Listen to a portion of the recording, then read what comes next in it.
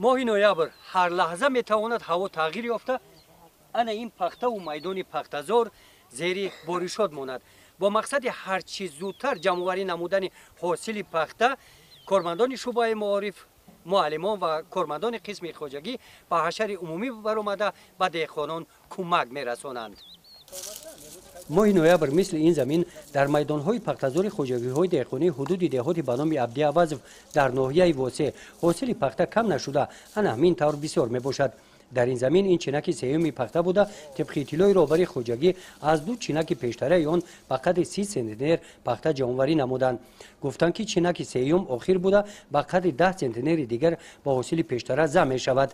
با وجود این در چینک سیوم هم از بسیاری حاصل پخته از آن خواجگی دهقانی با کمک حشرچیان نیاز پیدا کردند. در چنین وضعیتی که خواجگیداران خواهش کردند برای آنکه حاصلی با زحمت و امید که دهقانان کش نمودند تلف نیابد، با مراجعت آنها همدهگان به یاردم آنها آمدند. آموزگاران و کارمندان قسم خواجگی مکتب دهه از این مراجعت خفا نمانده با حشرچیان همراه شده روزهای استراحتی هم پهلوی دهقانان به جمع‌آوری حاصل پخته مشغول شدند.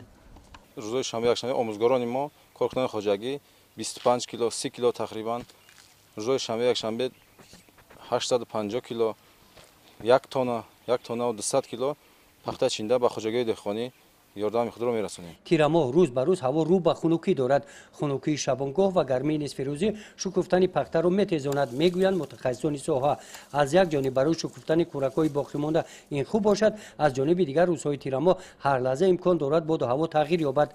از این رو رهبریت خواجگی برای هر چیز زودتر جمع‌آوری نمودن حاصلی در زمین مانده پخته چینکچیان را هوسمند گردانیده کارگران دیگر تشکیلات مؤسسه ها را به کار صحرایی جلب نموده ایستادند.